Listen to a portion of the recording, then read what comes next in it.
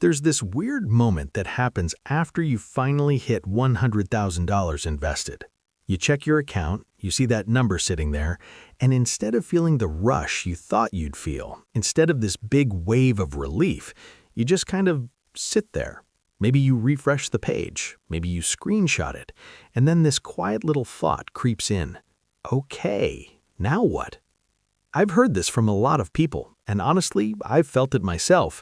You spend so long chasing that milestone, this number that everyone in the personal finance world talks about like it's some kind of arrival point, and then you get there, and the ground doesn't shake. Nothing dramatic happens.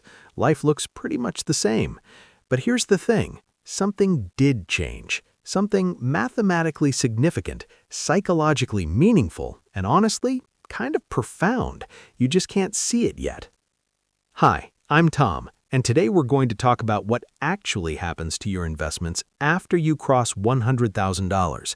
Not the motivational version, the real version, the one that explains why this milestone matters more than most people realize, and why the next phase of your investing journey is going to feel completely different from everything that came before it. Most of the conversation around $100,000 sounds like this. The first 100K is the hardest. After that, it gets easier. And while that's technically true, it doesn't really explain why. So people hear it, nod along, and then keep grinding away without actually understanding the mechanics behind it, which means they also don't understand how to work with those mechanics instead of against them. There's also this other trap, and I think it's even more dangerous. A lot of people who hit $100,000 actually start to get nervous. Suddenly, there's real money on the line. The market dips 2% and they're doing math in their heads. They start second-guessing the strategy that got them there. They start wondering if they should be doing something different now, something smarter, something more sophisticated. And that anxiety, that's completely understandable, but it can also quietly sabotage everything you've built. So let's take a step back and actually look at what's happening at this stage, because once you understand it clearly, the anxiety starts to loosen its grip. Let's start with the math, because the math here is genuinely kind of beautiful. There's a concept called compound interest. You've probably heard of it. Einstein may or may not have called it the eighth wonder of the world. That quote gets passed around a lot, but the principle behind it is real and it is powerful. Compound interest means that your money earns returns, and then those returns earn returns, and it keeps folding back on itself over time. Here's why $100,000 is the point where this starts to really show up in your life in a tangible way. Let's say your investments grow at an average of 7% per year, which is a reasonable long-term assumption for a diversified stock portfolio, accounting for inflation. At that rate, in a single year, your $100,000 generates roughly $7,000 in growth, just sitting there. You didn't work extra hours for it, you didn't negotiate for it, the market did its thing and $7,000 appeared in your account. Now think about where you were when you were first starting out, when you had $5,000 invested. That same 7% gave you $350. When you had $20,000, it gave you $1,400. Those numbers are real, they matter, but they're quiet. They don't really feel like anything yet. At $100,000, 7% is $7,000. That's getting close to what a lot of people make in a month of actual work. And this is what people mean when they say the first 100K is the hardest. Not that it's emotionally harder, though it often is, but that the math is working against you in the early stages, and it starts working with you more meaningfully once you cross this threshold. And it only accelerates from here. At $200,000, that same 7% return is $14,000 a year. At $300,000, it's $21,000. Your contributions start to matter less relative to the growth your balance is generating on its own.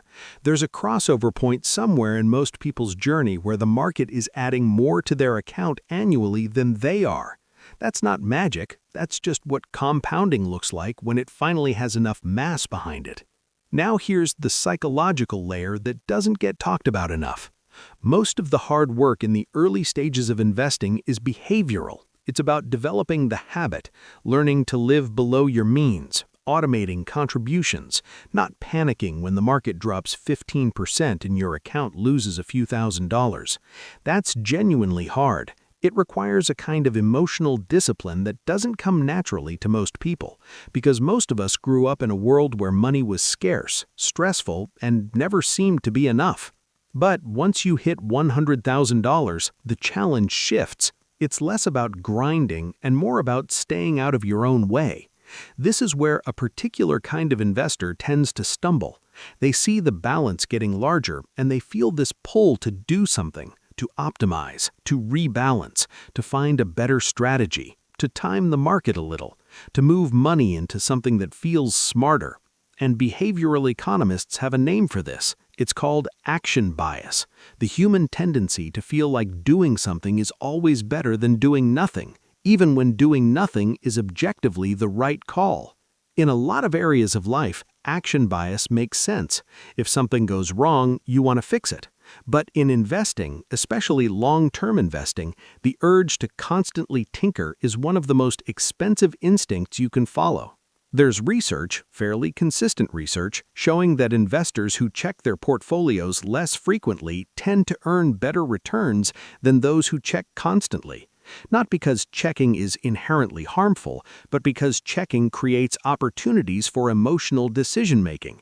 And emotional decision-making in investing almost always means buying high and selling low, which is the exact opposite of what builds wealth.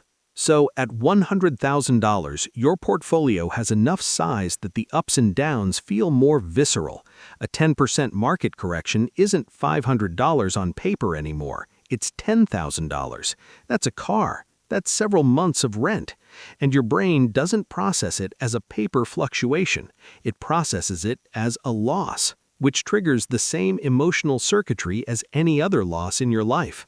This is why understanding what's happening isn't just intellectually interesting, it's practically protective. When you understand that volatility is the price of admission for long-term returns, and your $100,000 has already proven it can survive the market's mood swings, you make better decisions. Here's the mindset shift I want you to sit with. Before $100,000, most of your energy goes into building the number. You're focused on saving more, earning more, cutting more, contributing more. The number on the screen is a reflection of your effort. After $100,000, the dynamic starts to change. You're no longer just an earner who also invests. You're becoming someone whose money is working alongside them. That's a different identity. And identity shifts in personal finance matter enormously because how you see yourself shapes how you behave. If you still see yourself as someone just getting started, you might make conservative choices that protect you emotionally but limit your long-term growth. If you suddenly see yourself as a sophisticated investor, you might overtrade, chase performance, or take on risk that isn't right for your situation. The sweet spot is somewhere in the middle. You've done something real, you've built real momentum, and now the most powerful thing you can do is trust the process you've already proven works and let time do the heavy lifting. There's a phrase that keeps coming back to me.